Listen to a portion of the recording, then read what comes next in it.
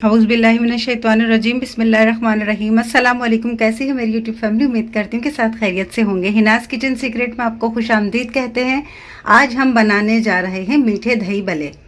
ठीक है जी, आज हम मीठे दही भल्ले बनाने जा रहे हैं और हमारे पास इंग्रेडिएंट्स कुछ इस तरीके के हैं। ये आधा किलो हमारे पास दही है जो कि अच्छे से मैंने फेंट लिया है। 1 कप यहाँ पर हमारे पास बॉइल्ड और बिल्कुल चिल्ड जो है वो मिल्क है, दूध है 1 कप।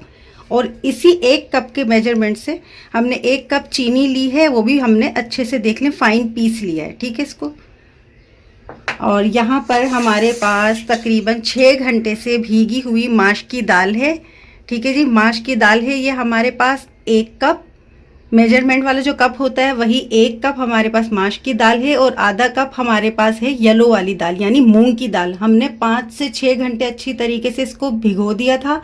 भिगोने के बाद अच्छे से इसको वॉश करना है, इसके पानी को ड्रेन कर लेना है। ठीक है। और स्पाइसेस की तरफ आते हैं। यहाँ हमारे पास स्पाइसेस है कुटी हुई मिर्च, हाफ टी स्पून ज़ीरा, 2 पिंच मीठा सोडा, 2 पिंच अजवाइन और 2 पिंच ही हमारे पास वाइट वाला नमक है। अब हम इसको साइड में करते हैं और अपनी दालों को अच्छे से पेस्ट बना लेते हैं यानी पीस लेते हैं। बिस्मिल्लाहिर्रहमानिर्रहीम।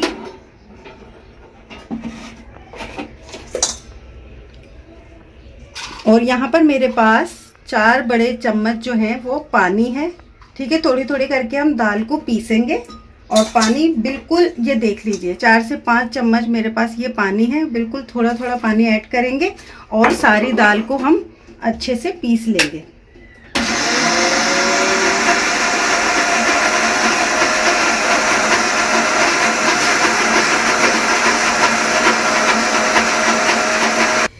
चलिए जी, ये देख लीजिए हमने अपनी सारी दाल को अच्छे से पेस्ट बना लिया। पेस्ट कैसा? बिल्कुल 5 से 6 चम्मच आपने पानी लेना है, उससे ज़्यादा बिल्कुल नहीं लेना। ये आप देख लें इसकी थिकनेस। पानी ज़्यादा लेंगे ये पतला बैटर हो जाएगा, आपकी फुल्कियाँ बिल्कुल परफेक्ट नहीं बनेंगी। तो पानी आपने बहुत कम लेना है। मैंने 6 चम्मच लिए हैं बड़े वाले। ठीक है, खाने के जो 6 चम्मच होते वो मैंने इसमें ऐड करके उसको अच्छे से देख लीजिए पीस लिया। फाइन पेस्ट बन गया, बिल्कुल भी दाल नज़र ही नहीं आ रही।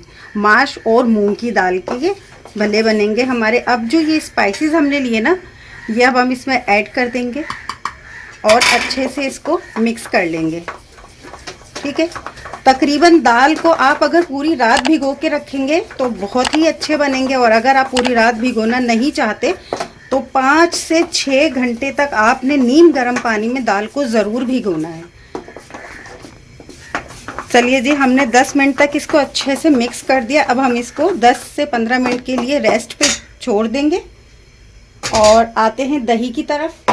हमारी दही बिल्कुल मैंने आपको बता दिया था कि मैंने अच्छे से फेंट ली है दही, फिर भी हम थोड़ा सा फेंटते जाएंगे। और 1 कप जो हमने मिल्क लिया है ये चिल्ड मिल्क है और दही भी बिल्कुल हमारी चिल्ड हो रही है। ठीक है, ये इस तरीके से हम थोड़ा थोड़ा दूध डालेंगे और इसको मिक्स करते जाएंगे। और हमारे पास जो 1 कप ये चीनी है पिसी हुई, देख लें बिल्कुल पिसी हुई है, फाइन है हमारे पास, पाउडर टाइप का बन गया है ये।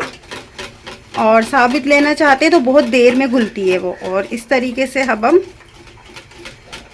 ये देख लीजिए ऐड करते रहेंगे दूध को और सारे दूध को ऐड कर देंगे और अच्छे से मिक्स करेंगे और इसको 15 से 20 मिनट के लिए डीप फ्रीज़र कर देंगे ताकि ये चिल्ड हो जाए।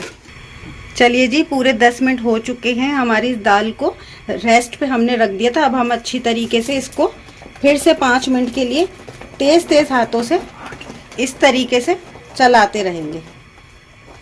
पूरे 5 मिनट तक हम इसी तरीके से इसको फेंटेंगे अच्छे से।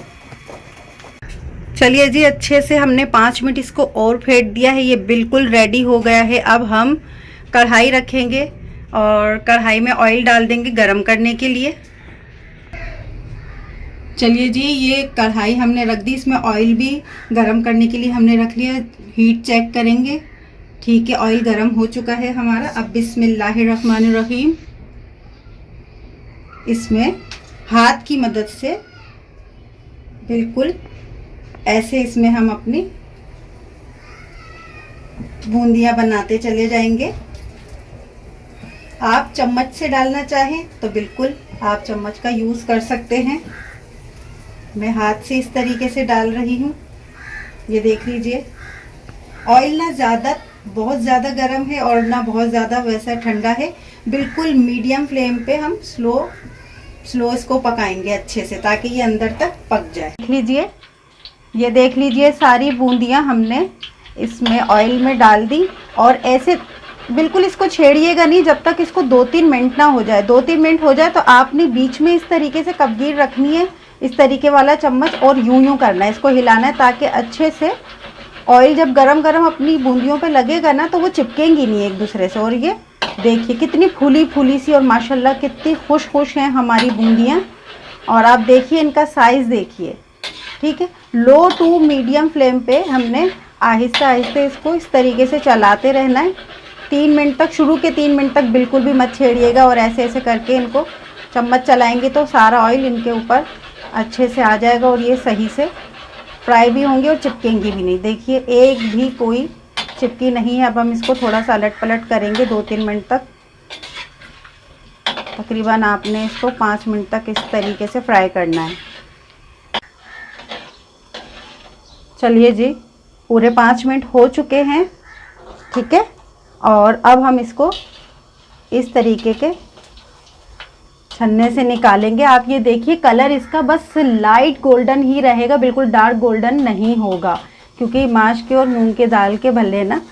तो ये हमारी बूंदियों का कलर देख लीजिए कितना खूबसूरत और कितना प्यारा, और कितनी फूली फूली सी है माशाल्लाह से, देखिए। अब हम इसमें से निकालेंगे इसको, और यहाँ सादे पानी में इसको डिप कर देंगे तकरीबन 10 मिनट के लिए, ठीक है। 10 मिनट के लिए हम इसको पानी में इसी तरीके से भीगने के लिए रख देंगे। 10 मिनट हम इसको भीगे रहने देंगे। ऐसे हाथ से थोड़ा थोड़ा आप अंदर की तरफ कीजिएगा। इस तरीके से एक प्लेट लेके उसको सीधे यूं कर देंगे तो ये इसके वज़न से और नीचे दबती रहेंगी ये, और इसको पानी में ही रहने देंगे 10 मिनट के लिए। अब मैं आपको दिखा दूं, पहले मैंने बड़ी बड़ी बूंदियाँ बनाई, अब मैं छोटी बूंदियाँ लूँगी। ये बूंदियों के साइज़ आपकी अपनी मर्ज़ी के मुताबिक है, ठीक है। पहले वो गोल गोल और बड़ी बनी थी, अब मैं छोटे छोटे साइज़ की ले रही हूँ। और इसी तरीके से सारी बूंदियों को हम बना के रेडी कर लेंगे।